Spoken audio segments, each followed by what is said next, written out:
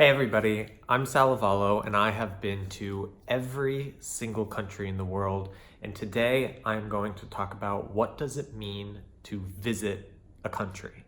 So if I say I have been to every country, what does it mean to be in a country?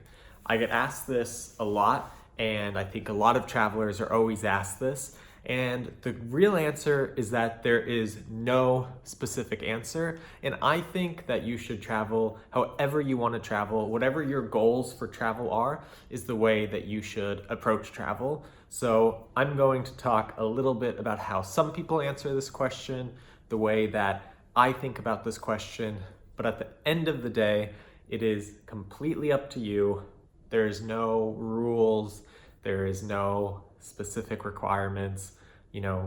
Live the life you want to live, have your own goals and, enjoy all of the travels that you do in whatever way that you want to travel.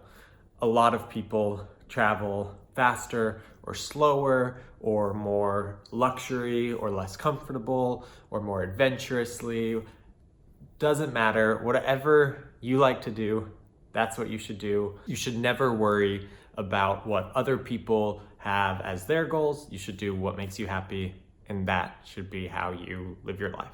So a lot of different people have different rules or requirements that they say are a visit. Some people say you need to stay 24 hours. Most people say you need to go into the country, cross the border, go through the airport. Some people say you have to go see a UNESCO site. Some people say you have to do a handstand or sing karaoke or kiss somebody in every single country. It's completely up to the person. There are some things that I think definitely count as a visit, and there are some things that I think definitely do not count as a visit for myself. If somebody else wants to count that, then I'm totally fine with that for them. Generally, my rule is not based on time, but it's based on the idea that if I would meet somebody from that country, I have to be able to have a good conversation with them about my visit. Now that can mean a lot of different things, but typically I think that I want to eat something local. I want to talk to a person who's from that country. I want to see something or visit a place that's historical or interesting for some reason. And I want to have an experience or learn something new, something I didn't know that I didn't even know. So some countries that requires a lot of time, some countries it requires less time. My average amount of time that I've spent in every country, and I have an Excel that tells me exactly every country I've been to, how many times, for how long, where I stayed, how I entered, all of this information. So I know exactly how much I've stayed in every single country, and I know my exact average and my mean and everything. Now, if I take out the US and the UAE, the countries that I've lived in for a really long amount of time, then the average amount of time that I've spent in every country is 10.1 days. However, that's a little bit skewed by the fact that there are 15 countries that I've lived in for 2 or more months. So if you take out all of those countries that I've been in for a month or more, any country I've been in for 30 days or more, whether in one visit or multiple visits, and you look at only the remaining ones, then I've been in each country for an average of 5.6 days. Now, some of these visits are shorter. I think that there's around 10 countries that I haven't slept in. So a lot of the small countries in Europe, Andorra, Monaco, Liechtenstein, Luxembourg, as well as a handful of random ones, I think Panama and Grenada and Qatar I've been to a couple times, but always for work, and I went in, went out. So there's a handful of countries that I haven't actually slept in. Like I said, there's 15 that I've lived in 2 or more months. When I used to be working and studying, I would do a lot of long weekends. So there's a lot of places I was in for only 3 or 4 days. And then my preference is usually to be in countries for around a week.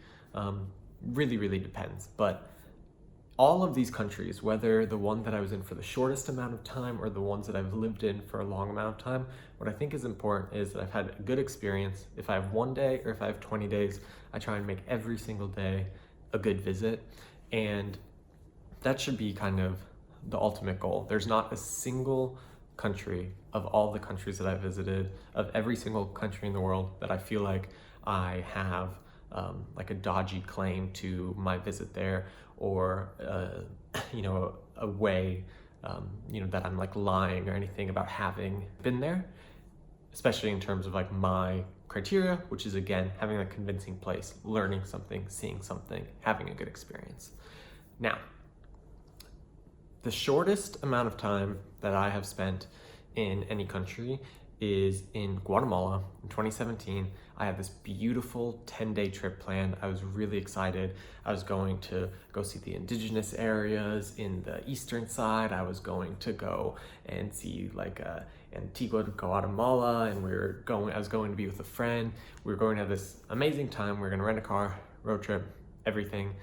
Unfortunately, I had a family emergency. I found out what had happened when I was in Belize, and then I had to very quickly book a flight.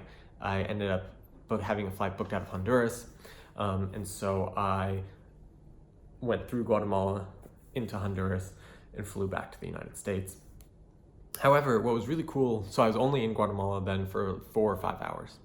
However, what was kind of cool about that visit in Guatemala is 2 things. One is that I entered it by boat. So I love to enter countries not by flying in, so either by bus or by train or whatever, but by land borders. So entering it by boat was a really cool experience. It was also cool that I was in a part of the country that most people don't go to. So really far in the east, on that like small little sliver of Guatemala that's in between Belize and Honduras. I did get to eat something. I had a lunch there while I was like in between transit. I did get to see quite a bit, and I met a handful of people who were from there. Because I speak Spanish, I was able to communicate with them. So I had a good 5 hours in Guatemala. Obviously, I wish that I could have done the 10 days that I originally had planned, and it's one of the countries I most want to go back to. But for now, that's my shortest visit. But like I said, I thought it was a great visit.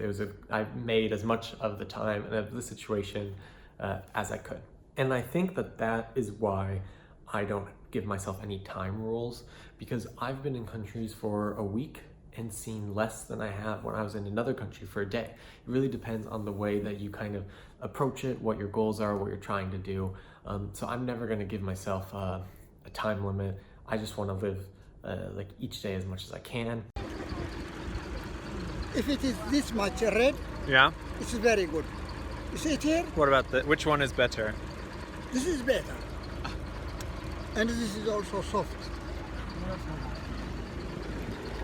I don't have any like unique activity that I like to do in a country, like something quirky that I do in every place, or a photo that I take in every place. Because I did my journey to every country over the course of 13 years, that would have been kind of hard to figure out.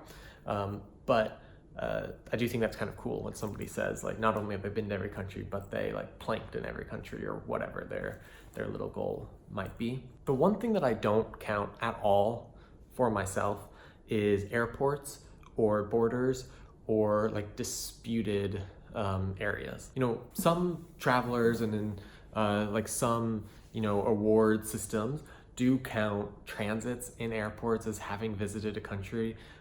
Sometimes people will say that they've been to every country, and they will count times that they were only at the border, times that they didn't actually get inside of the country at all, times that they were, in an area that isn't actually claimed by the country anymore, or is like a disputed area.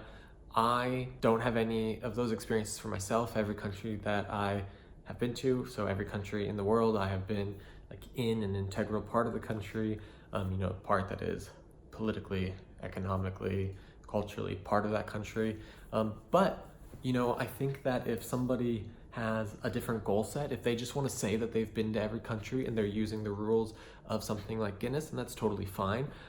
That's a different motivation than why I was trying to go to every country.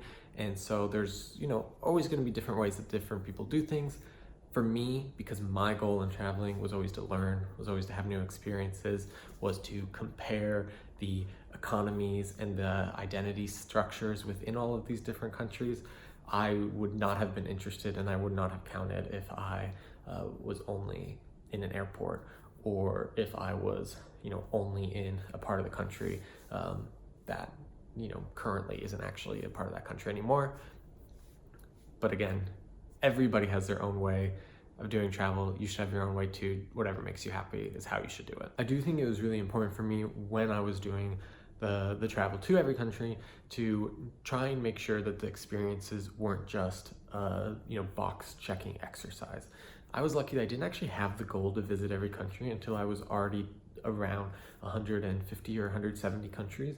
So I really did the majority of my travels purely with the idea in mind of like learning something new, doing it either for work or for school or, for my own personal interests. Oh, it's full of.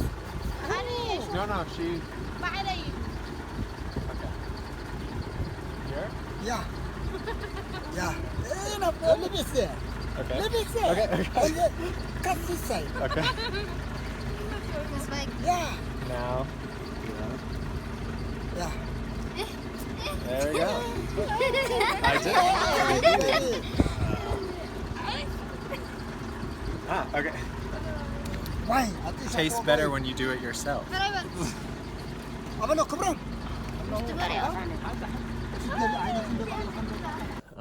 Just simply as a tourist.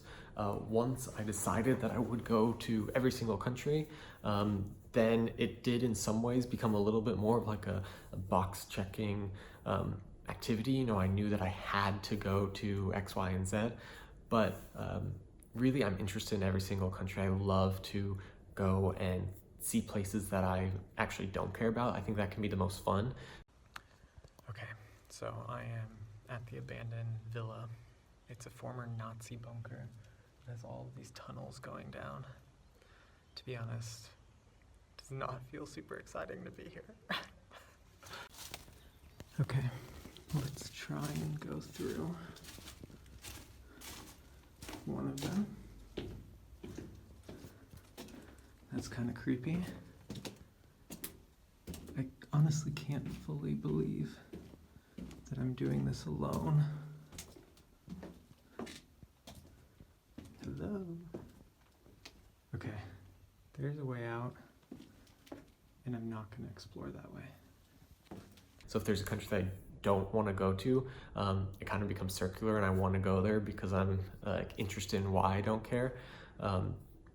So it was really nice for me to be able to do that over the course of all of these years, to travel to every place. And I really kind of liked the last year or so when I had this list. I was like, okay, I have to go here. I have to figure out a way to get here. And it kind of made it more fun. It made it more goal orientated to do that. Another thing that people ask about a lot is, how do you prove that you've been to a country? So based on whatever metrics you have, then how can you prove that? Who do you prove it to?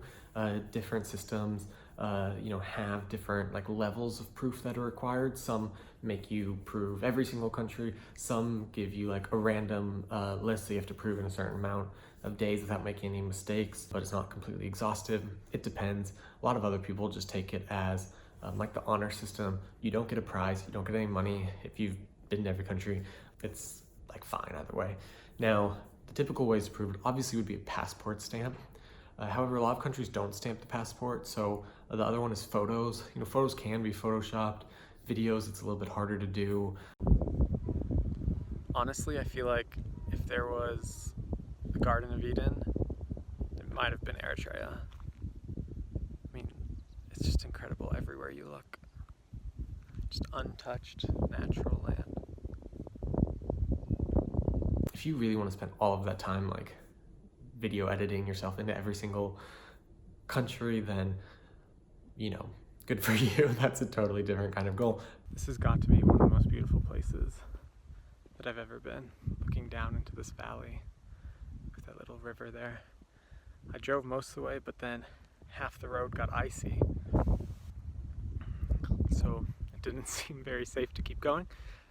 I parked, thought I'd walk a little bit, see some more. There's a mountain behind me. I really had no idea that Montenegro had all this. But, that's a way to prove it. You can also show airline tickets, especially boarding passes, because that shows you actually we're on the transport. And then you can have witnesses or testimonies from people who traveled with you, or, just signed documents that shows kind of a third party confirming your presence there. So in conclusion, going to every country is a really fun goal that I enjoyed accomplishing at such a young age, finishing it when I was 27.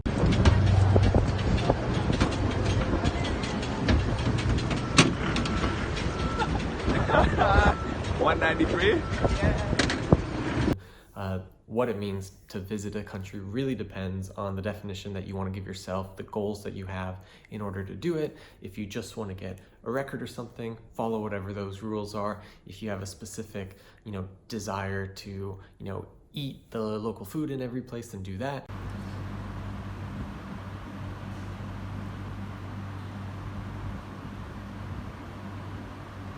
Good. Not too spicy. I like it actually a lot.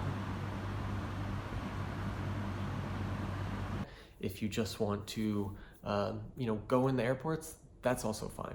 Whatever it is that you want to do that. For me, it's really about learning new things, interacting with the cultures and with the people. Juma Mubarak. We just got out of mosque. My first time ever praying at a mosque in India. Every time that you go to a new mosque in a different country, it's always a little bit different. Today, for example, at the end of the normal prayer, everybody together did the takbir. Yeah. And then at the end, praying for recently deceased is a nice way to Recently deceased, yeah. So that's the way that I do it. Tell me in the comments below how you look at visiting every country, what you think counts or what doesn't count. I will love to hear a conversation with you guys about that. Like the video, subscribe if you haven't already, and I hope that everybody will travel safe.